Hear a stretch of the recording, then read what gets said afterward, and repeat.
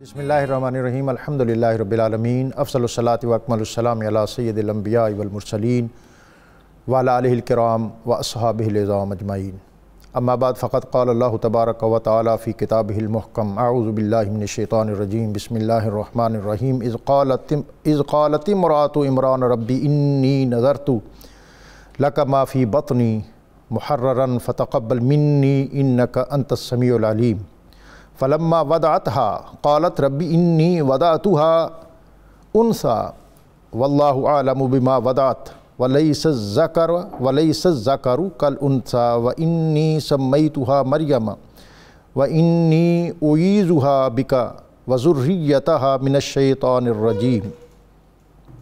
جب عرض کی عمران کی بیوی نے، اے میرے رب، میں نظر مانتی ہوں تیرے لیے جو میرے شکم میں ہے، سب کاموں سے آزاد کر کے، سو قبول فرما لے یہ نذرانہ مجھ سے، بے شک تو ہی دعائیں سننے والا اور نیتوں کو جاننے والا ہے۔ پھر جب اس نے جنا اسے تو حسرت اور حیرت سے بولی، اے رب، میں نے تو جنم دیا ہے ایک لڑکی کو، اور اللہ تعالیٰ خوب جانتا ہے جو اس نے جنا، اور نہیں تھا لڑکا مانند اس لڑکی کے۔ اور ماں نے کہا، میں نے نام رکھا ہے اور اس کا مریم، اور میں تیری پناہ میں دیتی ہوں اسے اور اس کی اولاد کو شیطان مردود سے۔ صدق اللہ العظیم۔ لفظ لفظ نور اور حرف حرف روشنی سے آراستہ نور قرآن کے ساتھ طاہر بخاری آپ سے مخاطب ہے۔ ناظرین، ہم قرآن پاک کی ابتدائی صورتیں، جیسے ہم نے سورہ فاتحہ اور اس کے بعد سورہ بقرہ کے مختلف اہم مقامات، اس سے اکتساب علم اور اکتساب نور کیا۔ آج ہم سورہ آل عمران کی ان آیات، اور جس میں بطور خاص آیت 35 سے 44 تک کے اہم مضامین، اس کا ذکر کریں گے۔ سورہ بقرہ اور سورہ آل عمران، اس کو الزہراوین یعنی دو چمکتی ہوئی تابناک صورتیں یہ بھی کہا گیا ہے۔ دونوں کے درمیان بہت مطابقت ہے، دونوں کا آغاز حروف مقطعات سے ہے، اور پھر مان بعد اللہ تعالیٰ کی اس کتاب محکم، اس کی عظمت اور شان کو بیان کیا گیا ہے۔ دونوں کے نصف اول میں گزشتہ اقوام اور امم کے حالات ہیں، جیسے سورہ بقرہ میں ابتدائی طور پر بنی اسرائیل کے، اور اس کے بعد ان واقعات سے سبق اخذ کرتے ہوئے امت مسلمہ کو اپنا راستہ اور اپنا طرز زیست اور اپنا اسلوب حیات درست رکھنے کی تلقین کی گئی ہے۔ اسی طرح اس صورت میں بھی، اس کو نصفین بھی کہتے ہیں ان دونوں صورتوں کو، کہ نصف اول میں مضامین ما قبل کی امتوں کے ہیں، اور نصف اول کے بعد نصف ثانی جو ہے، اس میں مضامین ان مضامین کے تسلسل میں اس امت کو، امت محمد صلی اللہ علیہ وسلم کو، ان سے رہنمائی اور روشنی عطا کرتے ہوئے اپنی وابستگی اور اپنی کمٹمنٹ کو دین کے ساتھ مؤثر اور مضبوط رکھنے کی تلقین کی گئی ہے۔ آج ہم جو سورہ پڑھ رہے ہیں، سورہ آل عمران، اور اس کی آیات جو ہمارے علماء جس پر بات کریں گے، اس کے نصف اول میں آج جس امت اور قوم کا تذکرہ ہے وہ عیسائی ہیں، نصارہ۔ پہلی میں یہودی تھے اور دوسری میں نصارہ، اور پھر اس کے بعد ان سے حاصل شدہ اسباق۔ دونوں صورتوں میں ایک اور مماثلت یہ ہے کہ سورہ بقرہ میں ابتدائی طور پر ایمان کا، اور اس صورت میں یعنی سورہ آل عمران میں اسلام کے، اس کے مضامین کا تذکرہ ہے۔ سورہ بقرہ میں انفاق فی سبیل اللہ، اور اس میں قتال فی سبیل اللہ، اور دونوں صورتوں کے اختتام پر جامع دعائیں تلقین کی گئی ہیں۔ ان کو پڑھیں اور اپنے قلب و روح کو مزین اور آراستہ کریں، اور زندگی کے لیے اللہ تعالیٰ کی ہدایت، نور، رہنمائی اور روشنی حاصل کریں۔ یہ آیات جن کا آج ہم مطالعہ کریں گے، یہ عام الوفود 9 ہجری اس میں نازل ہوئیں، اگرچہ اس کا پہلے کا حصہ اور اس صورت کا بہت زیادہ حصہ 3 ہجری اور اس کے بعد نازل شدہ ہے، جو مدنی دور ہے۔ لیکن یہ جو سورت آیات آج جس کا ہم مطالعہ کر رہے ہیں، یہ عام الوفود 9 ہجری۔ 8 ہجری میں مکہ فتح ہوا، اور اس کے بعد جزیرہ نما عرب، اس پر اسلام کی سطوت، عروج اور طاقت اور شکوہ کا پھریرا سر بلند ہوا۔ اذا جاء نصر اللہ والفتح ورأیت الناس يدخلون فی دین اللہ افواجا۔ وفود مختلف نبی اکرم صلی اللہ علیہ وسلم کی خدمت میں حاضر ہوئے۔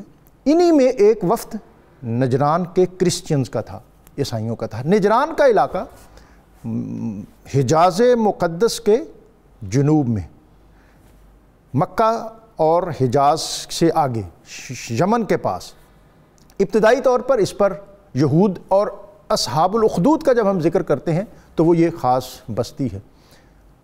ماں بعد رومن امپائر کے جو سربراہ تھے قیصر، اس نے حبشہ کے سربراہ کو حکم دیا کہ وہ اس بستی اور یمن کے ان لوگوں کو اپنی سلطنت کا حصہ بنائے، اور پھر اس سبب یہ خطہ اور قریہ بھی عیسائیت کا مرکز اور محور بن گیا۔ نبی اکرم رسول محتشم صلی اللہ علیہ وآلہ وسلم آپ کی دعوت و تبلیغ سے یہ خطہ بھی متاثر ہوا۔ نجران جو ہے یہ کم و بیش اس کے 73 بستیاں یا گاؤں تھے، جس میں 6 یا 7 لاکھ افراد اس کی آبادی تھی، اور اس میں تقریباً 1.5 لاکھ لوگ ایسے تھے جو جنگ کے قابل تھے۔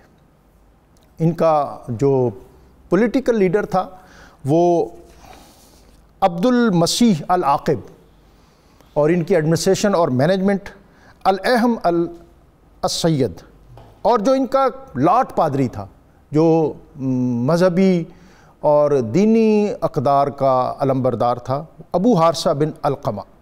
چنانچہ 9 ہجری کو انہوں نے ایک بڑا وقیع اور جامع ڈیلیگیشن ترتیب دیا۔ ان تینوں شخصیات کی سربراہی میں یہ لوگ تقریباً 70 سے 75 کے درمیان تھے، اور نبی اکرم صلی اللہ علیہ وسلم کی خدمت میں مدینہ منورہ میں حاضر ہوئے۔ نجران کا وفد اور اس کے جو مختلف واقعات اور ان واقعات کے مختلف پہلو اور ان پہلوؤں سے نکلنے والے مختلف نتائج کا سیرت طیبہ اور اسلامی تاریخ میں بہت زیادہ تذکرہ ہوتا ہے۔ یہی وہ وفد ہے جس نے مسجد نبوی میں قیام کر کے اپنے قبلے کی طرف نماز ادا کی، اور نبی اکرم صلی اللہ علیہ وسلم نے ان کو نماز پڑھنے کی اجازت دی۔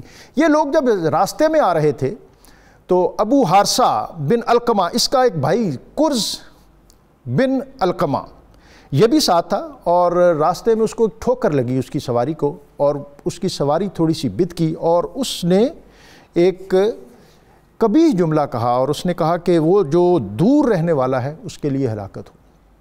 اس پر ابو حارثہ جو ہے اس نے ریئیکٹ کیا اور کہا کہ وہ نہیں، تو ہلاک ہو۔ اس نے کہا کہ اگر تو اس کے بارے میں اس قدر عقیدت ارادت رکھتا ہے تو پھر اس کو مان کیوں نہیں لیتا؟ دور سے مراد اس کا اشارہ تاجدار ختمی مرتبت صلی اللہ علیہ وسلم کی طرف تھا۔ تو اس نے کہا کہ اصل میں مان تو لوں، لیکن رومن امپائر جو ہے اس کا سرکاری مذہب اس کا سرکاری مذہب عیسائیت ہے۔ اگر میں عیسائیت چھوڑ کر اسلام قبول کروں گا تو رومن امپائر کی طرف سے مجھے جو مراد ملی ہیں، اس کی طرف سے جو مختلف اعزازات ہیں، اس کی طرف سے جو مجھے مختلف عہدے میسر ہیں، ان سب سے میں معزول کر دیا جاؤں گا۔ یہ وفد مدینہ منورہ حاضر ہوا، اور پھر ایک آیت مباہلہ وہ بھی اسی تسلسل اور تناظر میں نازل ہوئی۔ آج ہم اس وفد کے مدینہ منورہ حاضر ہونے اور اپنے عیسائی عقائد کو نبی اکرم صلی اللہ علیہ وسلم کی خدمت میں بیان کرنے، اور پھر ان کے کاؤنٹر کے طور پر نبی اکرم رسول محتشم صلی اللہ علیہ وسلم نے ان کے باطل عقائد کو جس طرح اس کا تدارک کیا، اس کی بےخونی کی، اور پھر حضرت عیسیٰ علیہ السلام اور حضرت مریم اور حضرت زکریا، ان سب کے احوال کو جس طرح قرآن نے جس خوبصورت پیرائے میں، جس عمدہ اسلوب کے ساتھ، جس میں فصاحت و بلاغت کا جوبن اور شباب ہمیں نظر آتا ہے، ردیف بندی اور قافیہ پیمائی ہمیں محسوس ہوتی ہے، آج ہم اس پر بات کریں گے۔ ان موضوعات پر بات کرنے کے لیے ہمیشہ کی طرح ہمارے ساتھ موجود ہیں علامہ مفتی محمد اقبال چشتی صاحب، مفتی شیر محمد نقشبندی صاحب، اور اللہ رب العزت کی بارگاہ میں حمد کا نذرانہ پیش کرنے کے لیے آج ہمارے ساتھ موجود ہیں سید آصف علی ظہوری۔ اپنے مہمانوں کو خوش آمدید کہتے ہوئے آج کا اسم مبارک الرافع، بلندیاں عطا فرمانے والا، اس اسم مبارک کی برکت یہ ہے کہ جو شخص کثرت کے ساتھ اللہ تعالیٰ کے اسم گرامی الرافع کا ورد کرتا ہے تو اللہ تعالیٰ اس کو ہر میدان میں کامیابیوں اور کامرانیوں سے ہمکنار کرتا ہے۔ مفتی صاحب، آج موضوع قرآن پاک آپ کے سامنے ہے، اور آیات 35 سے 44 تک جناب۔ بسم اللہ الرحمن الرحیم۔ ڈاکٹر صاحب، جب ہم قرآن مجید کا مطالعہ کرتے ہیں تو ایک بات واضح طور پر ہمارے سامنے آتی ہے، وہ یہ ہے کہ حضرت آدم علیہ نبینا و علیہ الصلاۃ والسلام سے لے کر اللہ تعالیٰ کے آخری نبی جناب محمد الرسول اللہ صلی اللہ علیہ وآلہ وبارک وسلم تک تمام انبیاء کا بنیادی نقطہ تبلیغ توحید تھا اور سب کا دین دین اسلام تھا۔ اور ان انبیاء کے سلسلے میں ایک بڑا خوبصورت قسم کا وصف ہے جس پر ہمیں غور کرنا چاہیے۔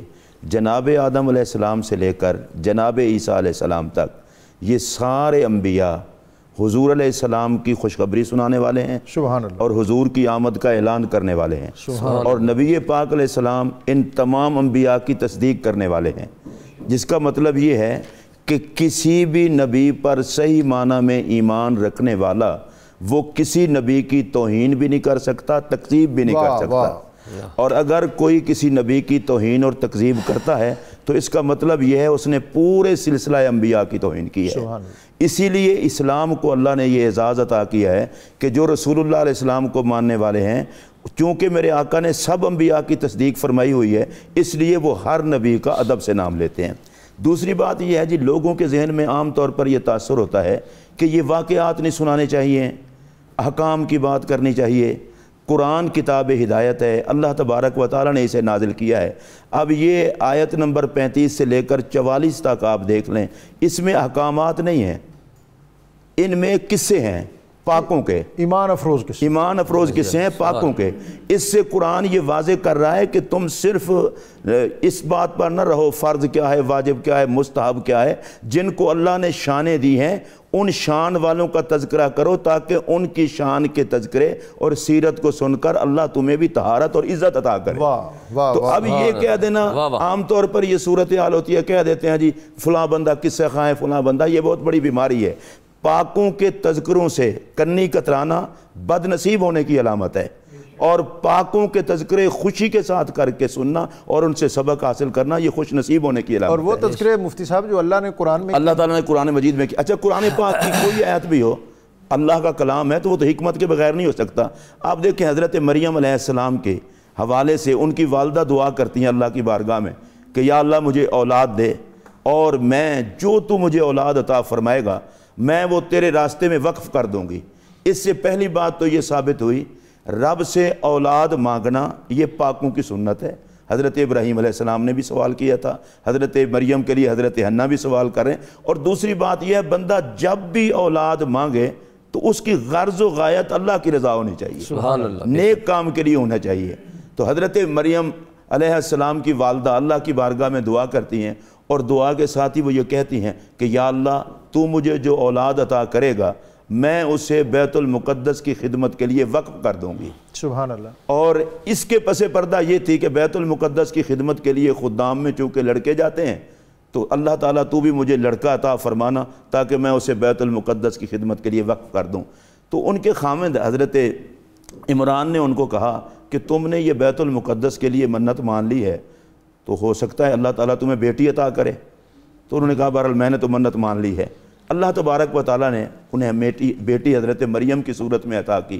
جب حضرت مریم کی صورت میں بیٹی عطا کی تو ان کو بیٹی کے پیدا ہونے کا دکھ نہیں تھا، ان کو دکھ اس بات کا تھا کہ میں نے تو بیت المقدس کے لیے وقف کرنا تھا، اب بیٹی پیدا ہو گئی ہے تو بیٹی تو وہاں وقف نہیں ہوگی، اس طرح خدمت نہیں کر سکتی۔ اللہ پاک نے یہاں پر بڑی خوبصورت بات فرمائی، فرمایا لیس الذکر کالانثی۔ واہ واہ واہ، اس میں تو کوئی شک نہیں کہ مردوں کو عورتوں پر فضیلت ہے، پر کچھ عورتیں بھی ایسی ہیں کہ مرد بھی جن کا مقابلہ نہیں کر سکتے۔ تو حضرت مریم علیہ السلام کی عظمت کو اللہ تبارک و تعالیٰ نے بیان فرمایا، اور بیان فرماتے ہوئے یہ فرمایا کہ جو تمہارے ذہن میں بیٹا تھا نا اس بیٹے کے تصور سے کہیں اونچی شان کی تجھے بیٹی عطا کی ہے۔ جب اس بیٹی کے وجود سے نور پھیلے گا اور کائنات میں اندھیرے دور ہوں گے تو پھر پتہ چلے گا کہ مریم کون ہے۔ اچھا، انہی آیات میں حضرت مریم علیہ السلام کے لیے 2 مرتبہ اصطفاء کا لفظ آیا ہے کہ فرشتوں نے کہا کہ مریم اللہ نے تجھے چن لیا ہے، اللہ نے تجھے پاک کیا، اللہ نے تجھے چن لیا ہے۔ تو یہاں پر مفسرین لکھتے ہیں پہلی مرتبہ تو اللہ تبارک و تعالیٰ نے اس طرح سے چنا کہ ان کو بیت المقدس کی خدمت کے لیے باوجود عورت ہونے کے قبول فرما لیا۔ دوسرا یہ چنا کہ ان کا کفیل حضرت زکریا علیہ السلام کو بنا دیا۔ ڈاکٹر صاحب میں یہاں یہ بات کہنا چاہتا ہوں، رب کے چناؤ کے آگے انسان کو عقل کے گھوڑے نہیں دوڑانے چاہیے۔ اگر حضرت مریم کو کفیل جناب زکریا علیہ السلام مل جائیں تو یہ حضرت مریم کا چناؤ ہے۔ اور پھر دوسرا چناؤ کیا ہے کہ حضرت مریم کو حضرت عیسیٰ علیہ السلام کی ماں بننے کے لیے چن لیا۔ حضرت مریم کے واقعے سے پہلا سبق ہمیں یہ ملتا ہے کہ حضرت مریم کو چنا گیا عیسیٰ علیہ السلام کی ماں ہونے کے لیے، اور یہ قرآن کہہ رہا ہے۔ تو میں ڈاکٹر صاحب یہاں پر یہ کہتا ہوں، جن کو جناب عیسیٰ کی ماں بننے کے لیے چنا گیا ان کی تو یہ شان ہے، کیا کہنے، اور جس ماں کو جناب محمد عربی کریم کی ماں بننے کے لیے چنا گیا، کیا کہنے، قرآن یہ بتا رہا ہے کہ نبی کی ماں کے اعزاز کو کبھی بھلانا نہ۔ یہ سابقہ واقعات بیان بھی اس لیے کیے جاتے ہیں۔ ایک اور بات بھی کروں گا کہ حضرت مریم کی بڑی شان ہے، ان کو کفیل حضرت زکریا علیہ السلام ملے، لیکن میں اگر یہ ذکر نہ کروں تو میرا گزارا ہی نہیں ہوگا۔ اور جس ذات سیدہ زہرا پاک کو کفیل محمد عربی کریم کی تربیت نصیب، تو حضرت زکریا کے جلووں میں پرورش پانا یہ حضرت مریم کا اعزاز ہے، اور وجود محمد کا حصہ بن کے رسول اللہ سے تربیت پانا یہ حضرت سیدہ زہرا کا اعزاز ہے۔ سبحان اللہ۔ اور پھر یہاں ایک اور بات بھی عرض کروں گا کہ فرمایا وَطَّہَرَا کے، اے مریم اللہ نے تجھے پاک کیا، آپ عورتوں والی بیماری سے پاک تھیں، اور یہی شان اللہ تبارک و تعالیٰ نے سیدہ زہرا پاک کو بھی عطا کی تھی۔ ایک اور بات بھی عرض کروں گا کہ حضرت مریم کفالت حضرت زکریا میں ہے۔ ڈاکٹر صاحب یہ عجیب بات نہیں ہے کہ سیدہ زہرا کی تربیت بھی میرے آقا نے کی اور مولا مرتضیٰ کی تربیت بھی میرے آقا نے کی۔ تو یہ تربیت کے فیصلے یہ آنن فانن نہیں ہوتے۔ جس طرح حضرت مریم اور حضرت مریم سلام اللہ علیہا ان کی پوری ذریت کو حضرت حنا نے کہا تھا کہ میں اللہ کی پناہ میں دیتی ہوں، تو مولا مرتضیٰ اور سیدہ زہرا پاک کا جب نکاح ہوتا ہے تو بالکل بعین ہی یہی لفظ میرے پاک نبی علیہ السلام فرماتے ہیں کہ میں فاطمہ، علی، ان کو اور ان کی ذریت کو اللہ کی پناہ میں دیتا ہوں۔ مفسرین یہاں پر لکھتے ہیں کہ حضرت حنا کی دعا کا یہ اثر ہے کہ حضرت مریم، حضرت عیسیٰ علیہ السلام تو پاک تھے ہی، عیسیٰ علیہ السلام جب تشریف لائیں گے سرکار کی امت میں، شادی کریں گے، ان کی جو اولاد ہوگی اس تک بھی یہ اثر پہنچے گا کہ وہ بھی شیطان کے شر سے محفوظ رہے گی۔ میں ڈاکٹر صاحب یہاں یہ کہنا چاہتا ہوں، قرآن یہ بتا رہا ہے کہ حضرت حنا وہ دعا کریں تو ان کی دعا کا اثر جناب عیسیٰ علیہ السلام کی اولاد تک کو بھی پہنچے، اور سیدہ زہرا اور مولا مرتضیٰ کے لیے نبی پاک صلی اللہ علیہ وسلم دعا فرمائے اور ان کی اولاد کے لیے، تو ان کی طہارت کا عالم کیا ہوگا۔ آپ کی گفتگو میں حائل تو نہیں ہونا چاہتا تھا، لیکن ظاہر پروگرام کا ایک فارمیٹ ہے، اور میں یہ جاننا چاہوں گا آپ نے جو بات کی ہے وہ قرآن پاک میں بھی اس کا ذکر ہے، ان اللہ اصطفیٰ آدم و نوح و آل ابراہیم و آل عمران علی العالمین۔ یہ آل کا لفظ ہم سمجھتے تھے کہ شاید یہ اس عہد کی یا اس سے کچھ قبل کی ہے، تو اس پر بھی کہ اللہ تعالیٰ خاندانوں کا انتخاب کرتا ہے، اور نبی اکرم صلی اللہ علیہ وسلم نے بھی فرمایا کہ اللہ تعالیٰ نے دنیا میں سے بنو اسماعیل اور پھر بنو کنانہ اور پھر قریش اور ہاشم اور اس میں سے میرا انتخاب کیا۔ اس کو ریلیٹ کرتے ہوئے اس سے بھی آپ سے کچھ رہنمائی لیں گے، اور میں چاہوں گا کہ نقشبندی صاحب گفتگو میں شامل ہو۔ ہنالک دعا زکریا ربہ، حضرت زکریا حضرت مریم کے پاس آتے اور پھر وہاں دیکھتے کہ بے موسم کے پھل ہیں، اور پھر اس سارے منظر اور مظہر کو دیکھتے ہوئے انہوں نے اللہ رب العزت کی بارگاہ میں دعا کی۔ جناب بسم اللہ الرحمن الرحیم۔ پہلے تو میں مشکور ہوں کہ ڈاکٹر صاحب کا کہ آپ نے مدعو کیا، اور مجھ سے قبل قبلہ مفتی محمد اقبال چشتی صاحب نے بڑی پرمغز گفتگو فرمائی، اور یہ بتا رہے تھے کہ صالحین انبیاء کے واقعات جو ہیں یہ قصے بیان کرنا یہ عام قصہ نہیں ہے، کیونکہ قرآن کریم کے یہ قصے، اور پیارے آقا صلی اللہ علیہ وسلم نے ارشاد فرمایا کہ ذکر الانبیاء عبادہ، سبحان اللہ، انبیاء کا ذکر جو ہے یہ عبادت ہے، رسولوں کا تذکرہ۔ تو ان آیات مقدسہ میں جو آل عمران کی یہ آیات مقدسہ ہیں، انبیاء کا اللہ تعالیٰ کے محبوب بندوں کا ذکر ہوا ہے۔ تو اصل میں ڈاکٹر صاحب بات یہ ہے کہ حضرت حنا جو حضرت عمران کی زوجہ محترمہ تھیں، آپ ایک دن دیکھ رہی تھی کہ ایک چڑیا اپنے بچے کے ساتھ اسے دانہ دے رہی ہے، پیار کر رہی ہے، تو آپ کے دل میں یہ تمنا ہوئی، دعا مانگی اللہ تعالیٰ کی بارگاہ میں اولاد کی۔ تو پھر جس طرح قبلہ مفتی صاحب نے فرمایا کہ اللہ تعالیٰ نے آپ کو مریم عطا فرمائی، تو حضرت مریم رضی اللہ تعالیٰ عنہا جب آپ کو عطا کر دیا گیا وہ بیت المقدس میں جا کر، جو کہ احبار تھے، علماء تھے، اور وہاں قرآن اندازی بھی ہوئی، اور وہ قرآن اندازی حضرت زکریا علیہ السلام کے نام نکلی۔ کس چیز کی قرآن اندازی؟ ان کی تربیت کی، کفالت کی؟ قرآن اندازی ان کی کفالت کی۔ کہ احبار کہتے تھے جو علماء کہ یہ جو بچے ہے یہ ہم ان کے کفیل بنے۔ حضرت زکریا علیہ السلام کو کہ آپ کے خالو تھے، تو آپ نے فرمایا میرا زیادہ حق ہے۔ تو وہ قرآن اندازی وہ پانی میں کی گئی، کلمیں ڈالی گئی، جن کی کلمیں ڈوب گئی، ان کا نام نہ نکلا، تو آپ کی قلم جو تھی وہ تیر گئی۔ تو آپ کے حصے میں حضرت مریم رضی اللہ عنہ کی کفالت آئی۔ تو جس وقت آئے تو آپ نے آپ کے لیے کمرہ بنوایا بیت المقدس کے ساتھ۔ تو جب حضرت زکریا علیہ السلام تشریف لاتے تو دروازہ بند کے پھر چلے جاتے، تو ایک دفعہ آپ تشریف لائے تو آپ نے دیکھا کہ بے موسمہ پھل حضرت مریم رضی اللہ عنہ کے پاس ہے۔ تو آپ نے فرمایا قال یا مریم انا لک ھذا، پوچھا اے مریم یہ رزق تیرے پاس کہاں سے آیا؟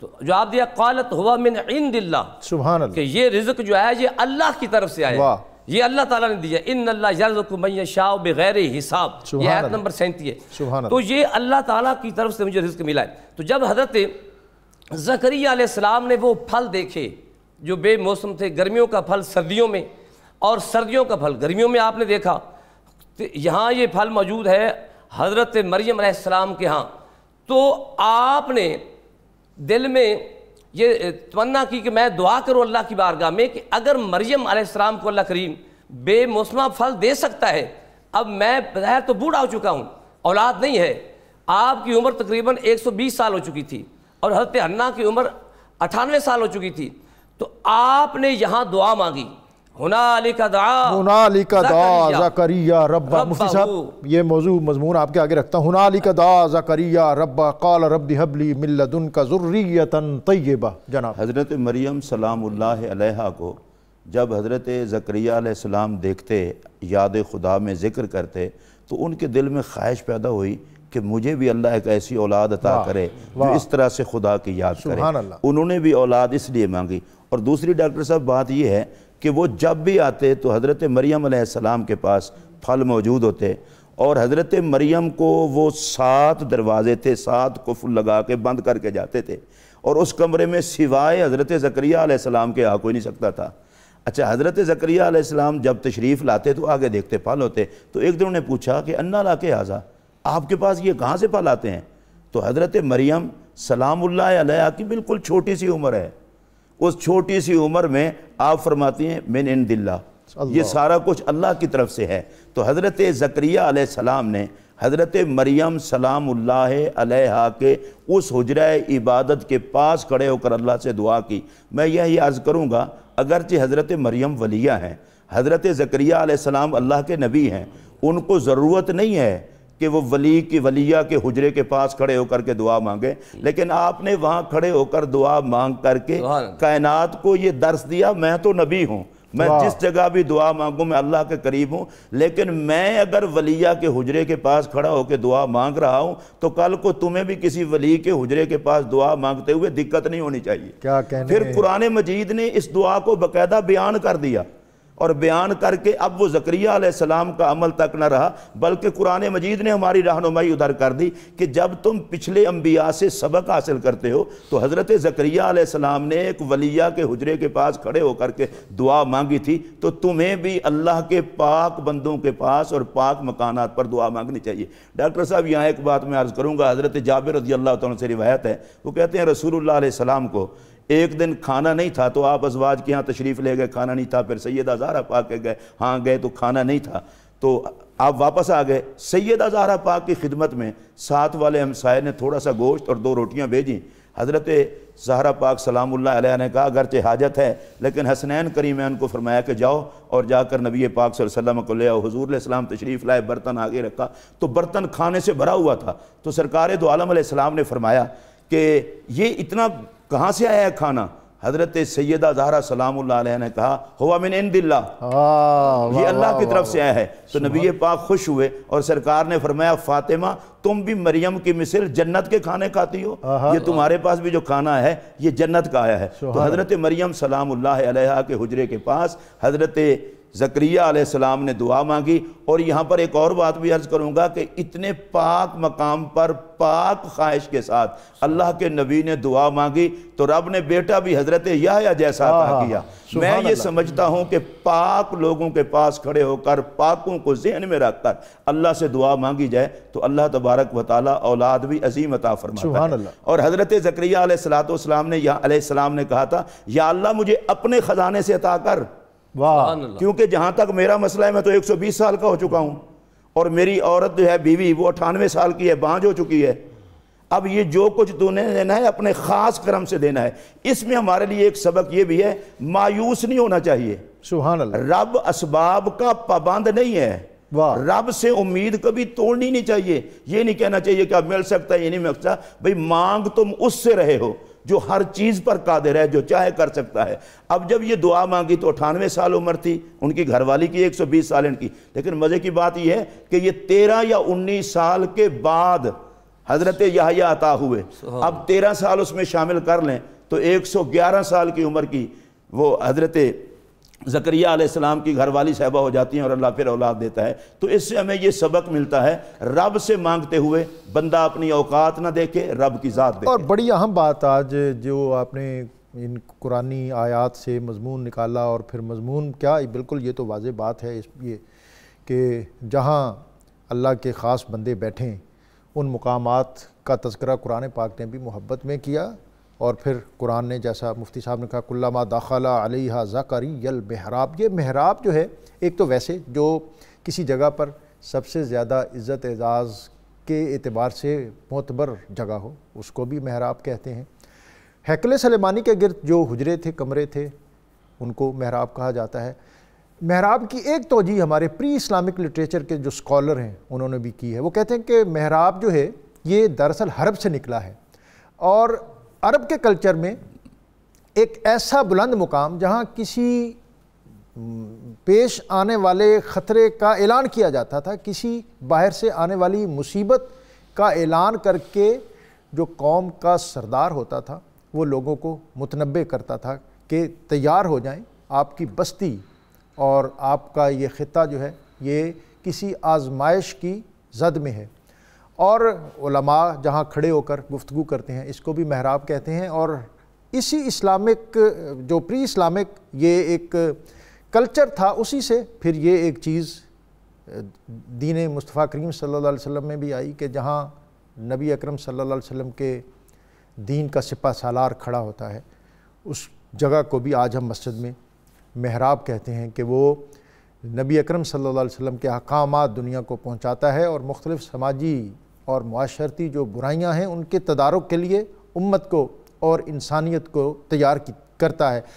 اسلام سے قبل جو عرب کے حالات تھے اس میں خطابت اور شاعری اس کو بہت تفوق اور عروج اور اعزاز میسر تھا. خطیب جو ہے اس کے سر پر امامہ باندھا ہوتا, اس نے باریش ہوتا, اس کی گفتگو میں ایک بہاؤ ہوتا, اور وہ کسی بات کو بلا وجہ طوالت دینے کو بھی وہ عار سمجھتے تھے. اور اس کی شخصیت بہت خوبصورت, بات سے بات نکالتا اور چراغ سے چراغ جلاتا, اور خطابت کا یہی اسلوب جو ہے. ہاں ایک اور دلچسپ بات جو اس عہد کا بہت معروف خطیب تھا قس بن سعد آل یادی, وہ جب اپنا ابتدائی خطبہ پڑھتا اس کے بعد جب وہ اپنے اصل نفس مضمون کی طرف آتا تو اما بعد کہتا. نبی اکرم صلی اللہ علیہ وسلم نے اس کی اس بات کو پسند کیا, اور پھر اس عہد کی بہت سی ایسی چیزیں جن میں شرک اور اس نوعیت کی کوئی بدبو نہیں تھی اس کو اسلام نے بھی اختیار کیا. آج ہم بات کر رہے ہیں سورہ آل عمران اور پھر اس میں بطور خاص حضرت زکریا, حضرت عیسیٰ, حضرت مریم. ہمارے ساتھ کالر بھی موجود ہیں. جی السلام علیکم. جی محمد اسلم صاحب احمد پور شرکیہ سے. السلام علیکم. جی وعلیکم السلام. جی خوش آمدید آپ کو. اچھا جی, میرا سوال یہ ہے کہ جو آدمی قرآن مجید کی تلاوت کر رہا ہے جناب اور تلاوت کرتے ہوئے سجدہ آ جاتا ہے تو وہ سجدہ اسی ٹائم ہی ادا کر دینا چاہیے یا بعد میں بھی آدمی کر سکتا ہے؟ مفتی صاحب سجدہ تلاوت اسی وقت ہونا چاہیے یا بعد میں بریک سے واپس آؤں گا تو اس پر بات کروں گا. ایک اور کالر ہمارے ساتھ موجود ہیں. السلام علیکم. وعلیکم السلام. محمد اسماعیل صاحب کالا باغ سے, آپ کو خوش آمدید. بہت شکریہ جی. الحمدللہ اللہ کا شکر گزار ہوں کہ آپ جیسے پروگرام میں اللہ تعالیٰ نے مجھے شرکت نصیب فرمائی ہے. میں جناب کرنا سوال چاہتا ہوں کہ یہ پورا ماہ جو ہے وہ عبادت کا مہینہ ہے، لیکن افضل عبادت کون سی؟ میری مفتی اعظم سے یہ گزارش. جی افضل عبادت اس ماہ رمضان میں کیا ہے؟ جی اس پر بھی مفتی صاحب آج لوگ جو ہیں اس بارے میں رہنمائی چاہتے ہیں، بالخصوص جو آنے والا عشرہ ہے، اور پھر نبی اکرم صلی اللہ علیہ وسلم کہ جو آپ کا اسلوب اور طرز زیست ماہ رمضان کے ان ایام میں، اور بالخصوص جو آخری عشرہ آنے والا ہے اس میں، کہ آپ کمر کس لیتے تھے. اور میں اس بات پر اور اس پر میں متحیر ہو جاتا ہوں کہ اللہ کے رسول جب کسی مہینے کو اس قدر عبادت کے لیے منتخب کرتے تھے تو پھر ہمارے جیسے لوگ جن کے اندر بڑی کوتاہیاں ہیں ان کو اپنی ان کوتاہیوں کے ازالے کے لیے کیا کچھ کرنا چاہیے، اور اس ماہ مبارک کے نور سے ہمیں کس طرح استفادہ کرنا چاہیے. علماء سے اس پر بات کریں گے. یہاں وقت ہے ایک بریک کا. بریک سے واپس آئیں گے تو آج کے موضوع کے حوالے سے مزید گفتگو کا یہ پر نور سلسلہ اسی طرح جاری رہے گا.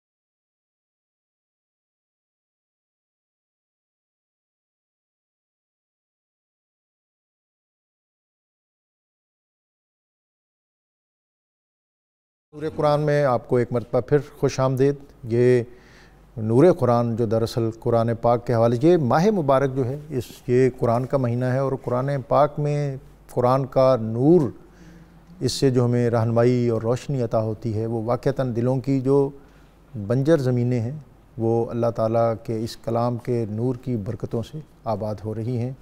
نیکی کی روشیں جو ہیں وہ آباد ہوتی ہیں، ان میں مہک آتی ہے، اور انسان کی جو ویران بستی ہے اس میں قرآن کا، دین کا، اسلام کا اور محبت رسول صلی اللہ علیہ وسلم اس کا نور جو ہے وہ ہمیں عطا ہوتا ہے. بریک سے قبل مفتی صاحب، مفتی شیر محمد صاحب، یہ کویسچن تھا کہ سجدہ تلاوت کیا فوری طور پر کرنا چاہیے یا اس کو بعد میں بھی کیا جا سکتا ہے؟ سجدہ تلاوت جو ہے وہ فوری طور پہ کرنا چاہیے. جیسے نماز حافظ پڑھا رہا ہوتا ہے تراویح، سجدہ تلاوت جب آتا ہے فوری کرتا ہے پھر کھڑا ہوتا ہے، تو سجدہ تلاوت جو ہے اسی وقت کر لینا چاہیے. اگر اس وقت نہ کر سکے تو پھر بعد میں کیا جا سکتا ہے، بعد میں بھی کرنے میں حرج کوئی نہیں، بعد میں بھی جائز ہے. اچھا دوسرا کویسچن ہمارے کالا باغ سے ساتھی تھے، انہوں نے پوچھا کہ رمضان المبارک ویسے تو ظاہر عبادات کا بڑا پیکیج ہے اس کے اندر، اور پھر نیکیوں کا، اس کو ہم موسم بہار کہتے ہیں، لیکن کوئی ایسی اس میں کنجی اور شاہ کلید عطا کریں کہ جس کے سبب ہم عبادات کا جو مغز ہے اس کو، اور اس مہینے میں خاص کیا عبادت ہمیں کرنی چاہیے؟ ایک تو نبی پاک صلی اللہ علیہ وسلم نے یہ 3 عشرے ہیں رمضان میں، فرمایا اول رحمہ واوسط مغفرہ وآخر عتق من النار. تو ایک تو یہ کہ اس میں اب یہ درمیانی عشرہ چل رہا ہے، استغفار کرنا، یہ اپنے گناہوں کی توبہ کرے اللہ کریم کی بارگاہ میں، یہ بھی بہت بڑا اچھا اور اعلیٰ عمل ہے. دوسرا کلمہ طیبہ جتنا اس کے پڑھا جائے، نبی پاک صلی اللہ علیہ وسلم پر درود پاک کی تسبیحات پڑھی جائے، اور قرآن کریم کی تلاوت، کیونکہ قرآن پاک کا تعلق جو ہے ماہ رمضان مبارک کے ساتھ ہے، اس لیے اس میں زیادہ سے زیادہ قرآن پاک کی تلاوت کی جائے. اور جو قرآن پاک پڑھے ہوئے ہیں ان کو چاہیے کہ کم از کم ایک قرآن تو ختم کرے نا. جی رمضان مبارک آئے اور اس میں وہ قرآن نہ پڑھیں تو کتنی بدبختی کی علامت ہے. لہٰذا انہیں چاہیے کہ ایک دفعہ تو ضرور قرآن پاک کو ختم کریں. یہ قرآن کا پڑھنا افضل ہے. جناب مفتی صاحب انہی سوالوں پہ اگر کچھ کمنٹ کرنا چاہیں شارٹلی، اور پھر اپنے اصل موضوع کی طرف. جناب حضرت زکریا علیہ السلام نے جب دعا فرمائی اور انہیں خوشخبری سنا دی گئی حضرت یحییٰ کی صورت میں، تو انہوں نے اللہ کی بارگاہ میں عرض کی، یا اللہ مجھے پتہ کیسے چلے گا؟ میں یہ چاہتا ہوں مجھے پتہ چل جائے کہ میری گھر والی کو تو نے صاحب اولاد کر دیا ہے، تو میں اسی وقت سے تیرا شکر ادا کرنا شروع کر دوں. واہ واہ واہ واہ. ڈاکٹر صاحب یہ بھی کتنا خوبصورت بات ہے کہ ادھر اولاد والا ہونے کا، بیوی کے حمل کا پتہ چلے اور میں تیرا اسی وقت سے شکریہ ادا کرنا شروع کر دوں، اپنی جبین نیاز تیری بارگاہ میں جھکا دوں۔ اس سے یہ بھی پتہ چلتا ہے کہ یہ ضروری نہیں کہ بالکل بچہ جب تک آپ کی گود میں نہیں آ جاتا اس وقت تک الحمدللہ اور اس کا شکریہ ادا نہ کریں، آثار بھی نظر آئیں۔ میں مفتی صاحب آپ کو یہ بھی رہنمائی لے لوں کہ ایک تو یہ آپ نے فرمایا، دوسرا ہم یہ بھی ہے کوئی منت مانتے ہیں تو پھر انتظار کرتے رہتے ہیں کہ اب یہ مرحلہ بھی ہو جائے، یہ بھی ہو جائے کہ پتہ نہیں ایسا نہ ہو جائے، اور پھر جب دیکھتے ہیں تب جا کے اس کو ادا کرنے کی کوشش کرتے ہیں۔ اس پر بھی کوئی اس طرح نہیں کرنا چاہیے۔ اچھا ڈاکٹر صاحب ایک اور خوبصورت بات ہے، پیچھے حضرت مریم کی بات ہوئی ہے، اب حضرت یحییٰ کی بات ہوئی ہے، تو ان آیات کو ہم دیکھیں کہ اگر حضرت مریم کی ولادت کی بات ہو سکتی ہے، حضرت یحییٰ کی ولادت کی بات ہو سکتی ہے، تو جس نبی کے لیے ساری کائنات بنائی گئی ہے اس کے میلاد کے موقع پر ہم کیوں دلیلیں ڈھونڈنا شروع کر دیتے ہیں؟ سبحان اللہ۔ پھر یہ ہے کہ حضرت یحییٰ کی تشریف لانے پر حضرت زکریا کو خوشی ہو، حضرت مریم کے آنے پر حضرت حنا کو خوشی ہو، تو نبی پاک کے آنے پر پھر سرکار کے ہر امتی کو خوشی کیوں نہ ہو؟ کیا کہنے۔ اب اللہ تبارک و تعالیٰ نے حضرت زکریا کی اس بات کو فرمایا کہ جس دن تم صاحب اولاد ہوگے نا تو اس دن یہ ہوگا کہ 3 دن تک تم کلام نہیں کر سکو گے سوائے یاد خدا کے، بس یہی تمہاری علامت ہوگی۔ اور اس میں مفسرین نے خوبصورت بات لکھی ہے، کیونکہ حضرت یحییٰ جو بیٹے عطا کرنے تھے نا وہ دنیا سے بالکل قطع تعلقی کرنے والے تھے، ان کی شان ہی قرآن مجید نے یہ بیان کی ہے، حسورا، مخلوق خدا سے بالکل کٹے ہوئے۔ تو اللہ کریم نے فرمایا بیٹا چونکہ کٹا ہوا ہے تو آپ بھی گفتگو میں لوگوں سے کٹے ہوئے ہوں گے، صرف اور صرف آپ میری یاد کریں گے۔ اور پھر ان آیات میں ڈاکٹر صاحب یہاں حضرت سیدہ مریم سلام اللہ علیہا کے لیے ایک بات کی گئی ہے، وَاسْتَفَاكِ عَلَىٰ نِسَاءِ الْعَالَمِينَ، آپ کو تمام جہانوں کی عورتوں پر اللہ نے چنا ہے۔ تو لوگوں کے ذہن میں کہیں یہ نہ ہو، مفسرین نے لکھا ہے حضرت مریم کو اپنے دور میں چنا گیا ہے۔ میں ایک سادہ سی بات کرنا چاہتا ہوں، جس کی سیادت کی بات آئی ہے، جس پاک خاتون کی سیادت کی بات آئی ہے وہ مقید ہے، اور خدا کی پوری کائنات میں عورتوں میں جسے مطلقاً فضیلت ہے وہ سیدہ زہرا پاک کی ذات ہے، اس لیے کہ نبی پاک صلی اللہ علیہ وسلم کو بھی مطلقاً فضیلت ہے اور حضور کے جسم کے حصے سیدہ زہرا پاک کو بھی مطلقاً فضیلت ہے۔ ڈاکٹر صاحب آخر میں جب ہم چلتے ہیں تو اس میں ایک بات یہ بھی آئی کہ نبی پاک علیہ السلام کو فرمایا جا رہا ہے محبوب یہ ہم نے غیب کی خبریں آپ کی طرف وحی کی ہیں۔ واہ واہ واہ واہ، آپ نے کوئی تاریخ کی کتاب سے بھی نہیں پڑھا، کسی سے پوچھا بھی نہیں ہے۔ یہ اس بات کی علامت ہے کہ آپ اللہ کے سچے نبی ہیں، کیونکہ یہ سارے معاملات پچھلے دور کے ہیں اور آپ ان کو بالکل صحیح سے بیان کر رہے ہیں۔ یہاں پر کچھ لوگوں کو یہ وہم ہوتا ہے کہ دیکھیں جی نبی کو غیب کا علم کیسے ہو جاتا ہے؟ بھئی جب رب خود بتا دے تو کیسے نہیں ہوتا؟ واہ۔ اب دوسرا مسئلہ یہ رہ جاتا ہے جی نبی کو غیب کا علم کتنا ہوتا ہے؟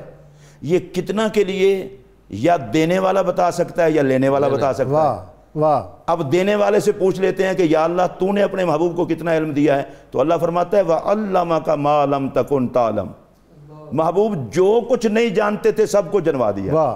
میرے جیسا ان پڑھ بندہ اگر کوئی بات کرے کہ فلاں چیز حضور نہیں جانتے تھے تو فرشتے بھی کہتے ہوں گے یہ کیسا بے وقوف ہے۔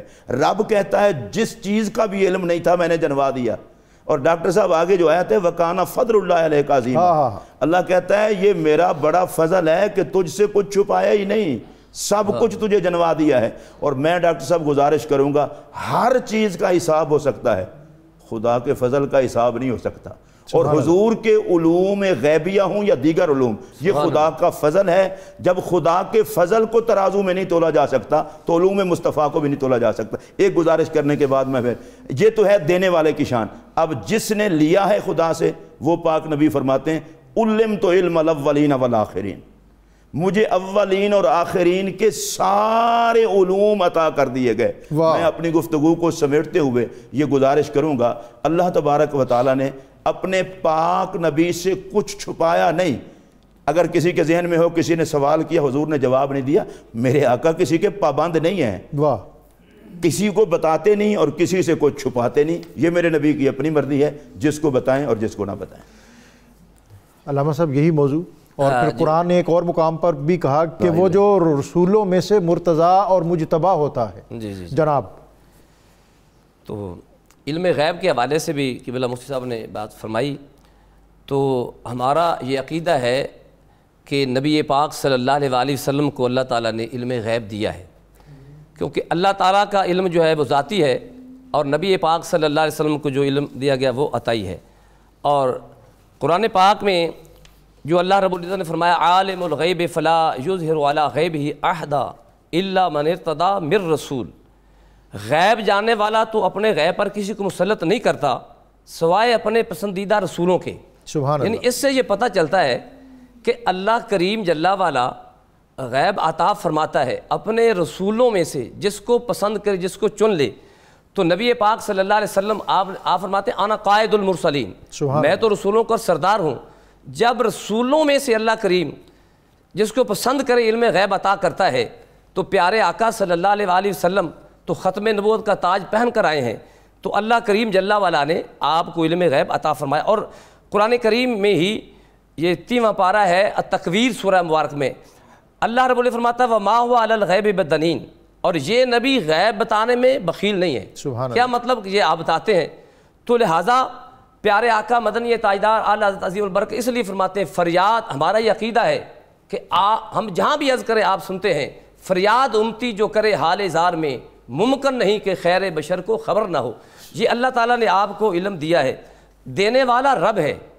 جس طرح کہ مفتی صاحب نے پہلے قرآن کریم کی آیت مبارکہ پڑھی ہے کہ اللہ تعالیٰ نے آپ کو یہ علم دین سکھایا، تو پڑھانے والا اللہ ہے، پڑھنے والے محبوب ہیں، نہ پڑھانے والے کی کوئی مثال ہے اور نہ ہی پڑھنے والے کی کوئی مثال ہے۔ مفتی صاحب پروگرام کا اختتامی حصہ، ایک تو میں چاہوں گا کہ سارے آج کے جو موضوعات اور اس کے عنوانات ان کو کنکلوڈ بھی کریں اور اختتامی اپنا پیغام بھی دیں۔ ڈاکٹر صاحب اس پر میں گزارش کروں گا، سب سے غیب ذات ہے اللہ کی، رسول اللہ سے جب رب نے اپنے آپ کو نہیں چھپایا تو پھر میرے نبی سے اور کیا چھپایا ہوگا؟ سبحان اللہ، کچھ بھی نہیں چھپا۔ سبحان اللہ۔ اور جب معراج کی رات رسول اللہ علیہ السلام گئے تو حضور علیہ السلام فرماتے ہیں، سیاستہ کی حدیث ہے، اللہ نے اپنے شایان شان میرے کندھوں پر ہاتھ رکھے، میں نے ان کی ٹھنڈک کو اپنے سینے میں پایا۔ اور نبی پاک علیہ السلام فرماتے ہیں فتجلی لی کل شے، ہر شے مجھ محمد عربی کے سامنے آ گئی۔ سبحان اللہ۔ اور میں ڈاکٹر صاحب اس پر ایک خوبصورت بات کرنا چاہتا ہوں، میرے سامعین اور آپ بھی مجھے دعا دیں گے، یہ ہر شے حضور کے سامنے کیوں آئی؟ ہر شے چاہتی تھی معراج کے لاڑے کی نظر مجھ پر بھی پڑی، فعرفت، تو میں نے ایک ایک چیز کو پہچان لیا۔ اور ایک روایت میں ہے کہ فعلمت ما فی السماوات وما فی الارض، زمین و آسمان میں جو کچھ تھا وہ سارا مجھ محمد عربی کے علم میں آ گیا۔ ہمارا نظریہ یہ ہے کہ رسول اللہ کے پاس اور اللہ کے بندوں کے پاس جتنے کمالات ہوتے ہیں یہ سب رب کے عطا کردہ ہیں، اور جتنا اللہ نے پاک نبی کو عطا کیا ہے کتنا کسی اور کو عطا نہیں کیا۔ اور میں یہاں پر یہ بھی، آپ نے کہا کہ پورے واقعے میں سے اس کو پورا نچوڑ، تو اس پورے کے پورے نچوڑ کو میں صرف اس بات میں لانا چاہتا ہوں کہ قرآن مجید کو جب بھی پڑھا جائے اس میں یہ دیکھا جائے کہ اللہ کس پیار سے اپنے پاکوں کی باتیں مانتا ہے، اللہ کس پیار سے اپنے پاک بندوں کا تذکرہ کرتا ہے، سبحان اللہ، تاکہ قرآن پڑھنے والے بھی اسی طرح سے قرآن کو دیکھ کر کے اس کے پاک بندوں کا تذکرہ کریں۔ حضرت مریم سلام اللہ علیہا کی اب قرآن مجید نے شان بیان کی ہے، چن لیا، پاک کیا، چن لیا۔ ہم جب کسی بھی پاک ہستی کا ذکر کرتے ہیں تو لوگ کہتے ہیں یار نماز کی بات کرو، روزے کی بات کرو، حج کی بات کرو، زکوٰۃ کی بات کرو۔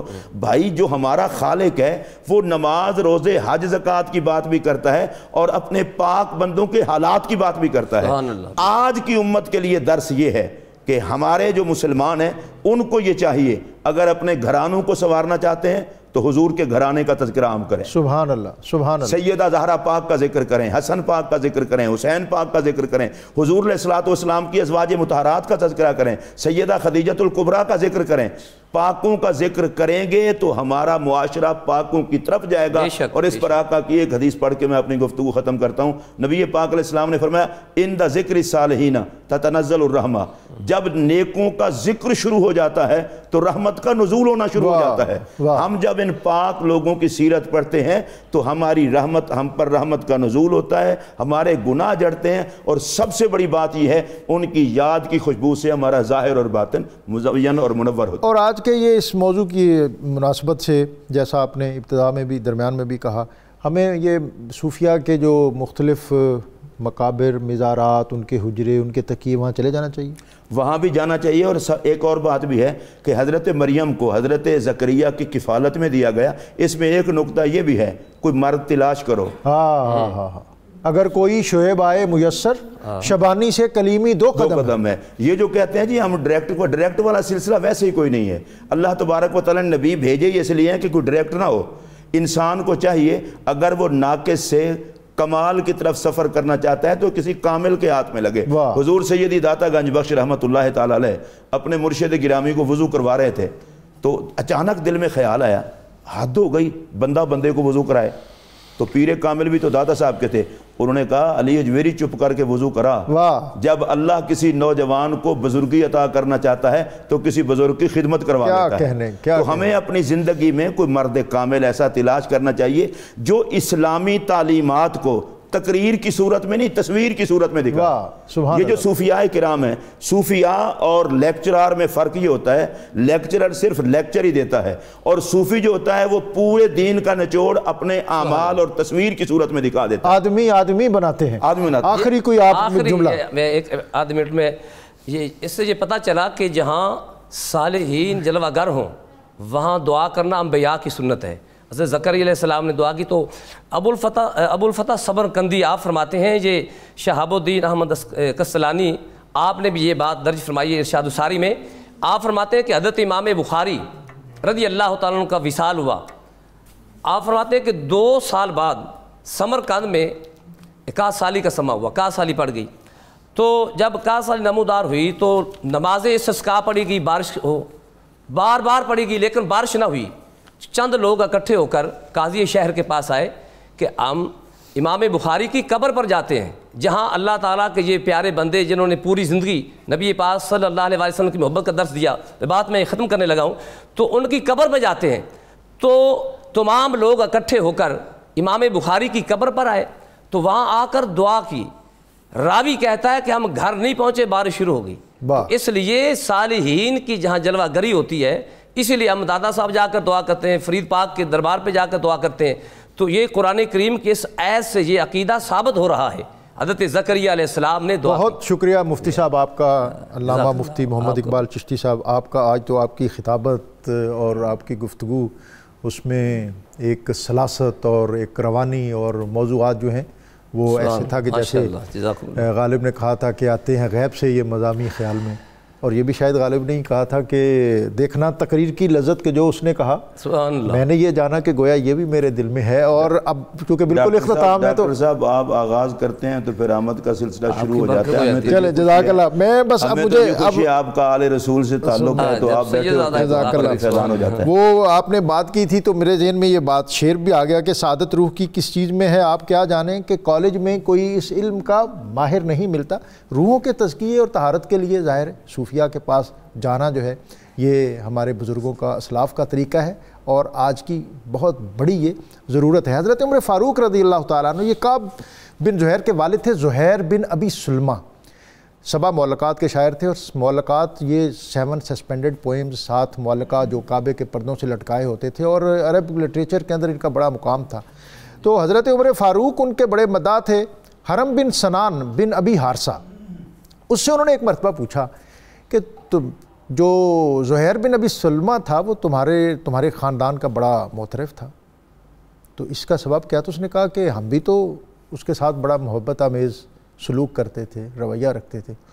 میں جو بات کہنے والا ہوں وہ یہ ہے، انورٹڈ کاماز میں لگا کر، حضرت عمر نے فرمایا کہ تم نے اس کے ساتھ جو کیا وہ دنیا سے محو ہو گیا، اس نے تمہارے خاندان کے اعزاز میں جو لکھ دیا وہ قیامت تک تمہارے لیے سب سے معتبر حوالہ ہو گیا۔ علماء، صلحاء یہ ہماری بستیوں کی روشنی ہے، ہمارے خطوں کا، ہمارے جو اس ماحول کا نور ہیں، ان کی عزت قدر اور احترام یہ ہمیشہ لازم اور معتبر رہے گا۔ میں آج کے موضوع پر گفتگو پر اپنے علماء کا شکر گزار ہوں، مفتی اقبال چشتی صاحب کا، مفتی شیر محمد نقشبندی صاحب کا۔ آج کا وظیفہ اولاد نرینہ کے حصول کی دعا۔ جس شخص کی اولاد نہ ہو تو وہ 40 دن تک 1000 مرتبہ لا الہ الا ہوا رب العرش العظیم کا وظیفہ کرے۔ اللہ اسے جلد اولاد کی خوشخبری سے سرفراز کرے گا۔ اللہ رب العزت کی بارگاہ میں حمد کا نذرانہ سید ظہوری۔ یا اللہ یا رحمان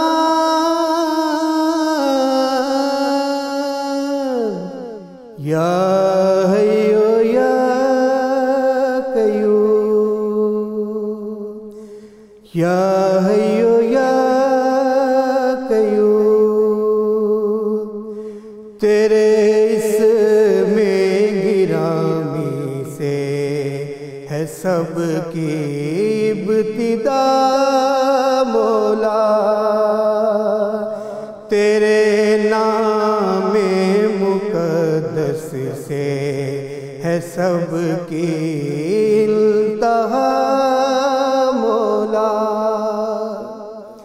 میں لتڑا ہوں گناہوں میں،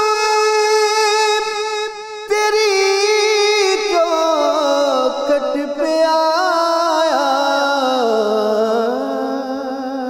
ہوں، میں لتڑا ہوں گناہوں میں، تیری چوکھٹ پہ آیا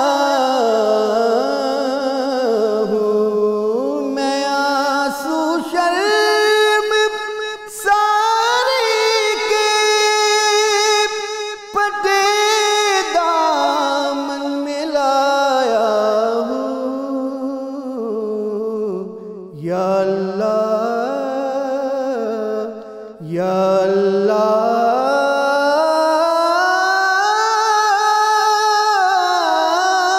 اللہ یا رحمان یا حی یا قیوم، خطائیں دیکھتا بھی ہے، عطائیں کم نہیں کرتا، عطائیں کم نہیں کرتا،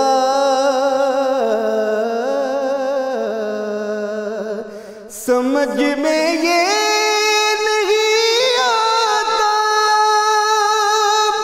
تو اتنا مہربان کیوں ہے۔ یا اللہ